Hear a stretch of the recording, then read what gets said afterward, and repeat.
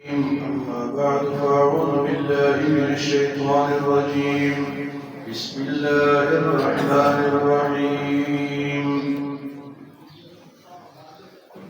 ألم تر كيف ضرب الله مثلا كلمة طيبة كشجرة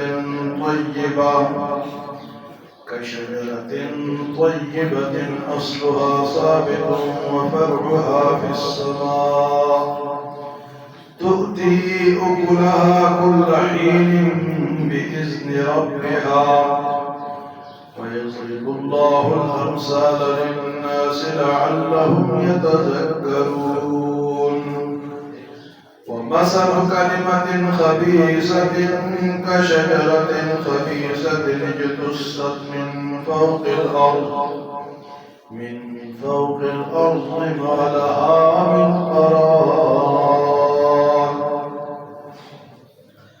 اللہ پاک مثالیں بیان فرماتا ہے اس کے تاکہ بات جلدی سمجھ جائے.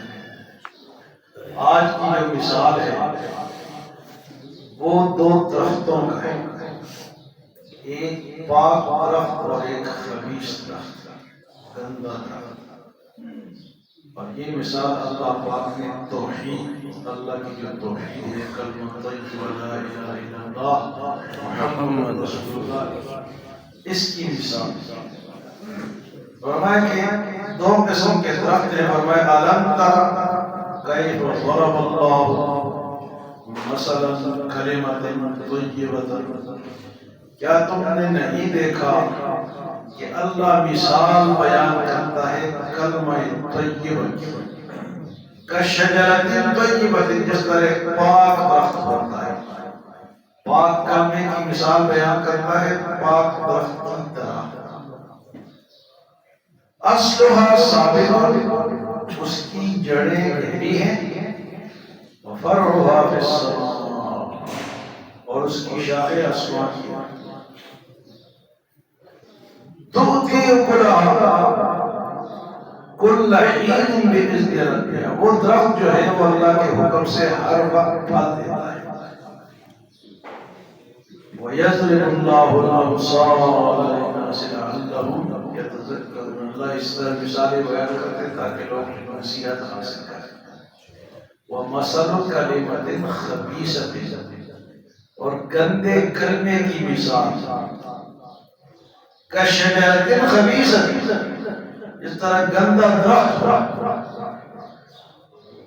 فرمایا کہ اجتثت من فوق الارض، وہ درخت کیا ہے کہ وہ زمین کے اوپر ہوتا ہے، اس کی جڑیں گہری زمین کے اوپر چلتا ہے. ما لها من قرار، اس کے لیے کوئی مضبوطی نہیں ہے. اب یہ دو مثالیں، ایک درخت کوئی بھی درخت ہو سکتا ہے کہ وہ پاک درخت ہو، مضبوط درخت ہو، اس کی جڑیں گہری ہوں، شاخیں اوپر تک گئی ہوں، ہر وقت وہ پھل دیتا ہو.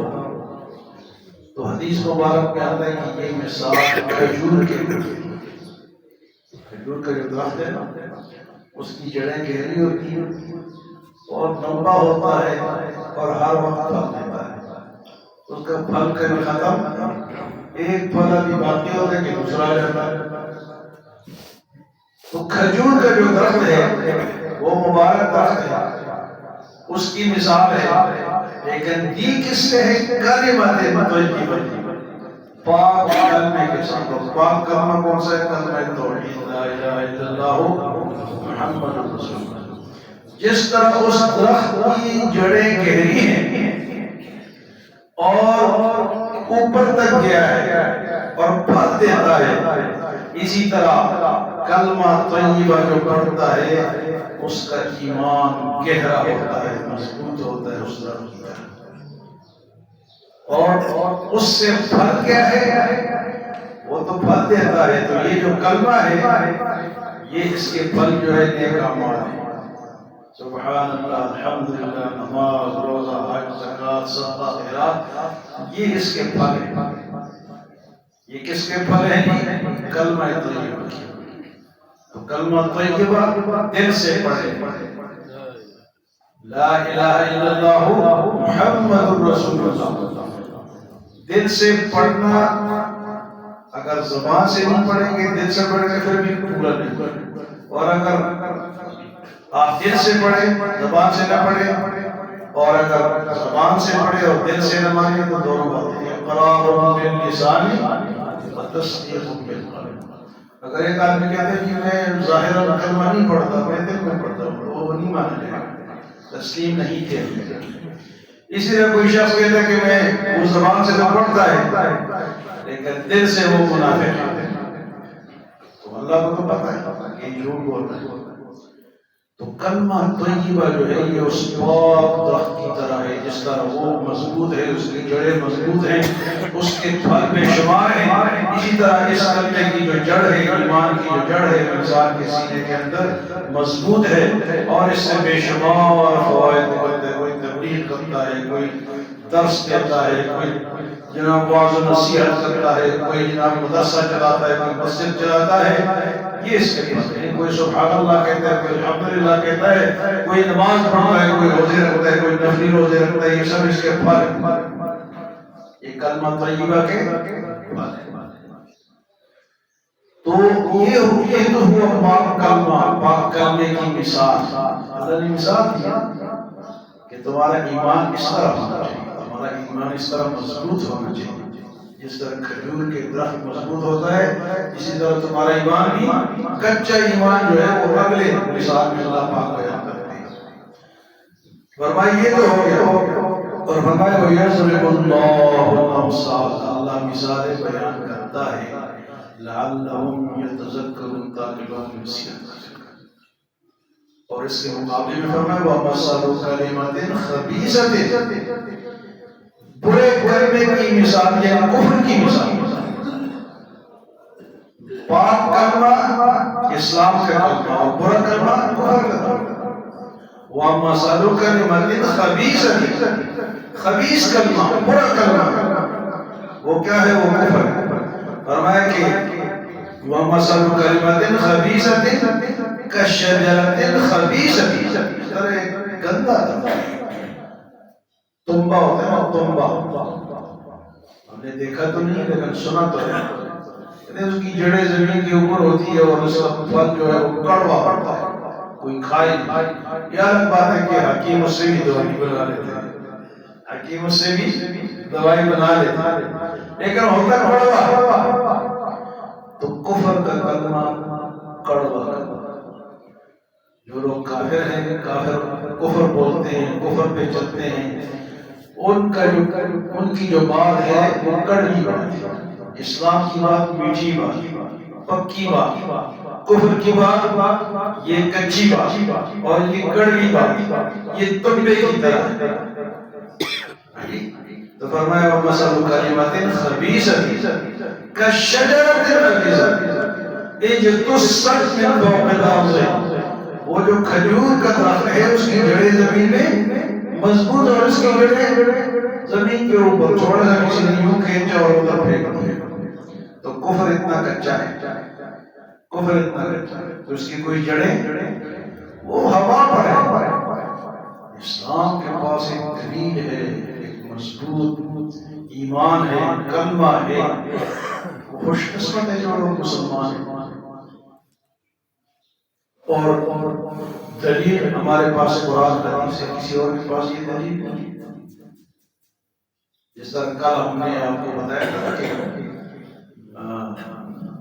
تیمم طہارت، وضو کی بجائے تیمم کرتے ہیں۔ تیمم کیا چیز ہے؟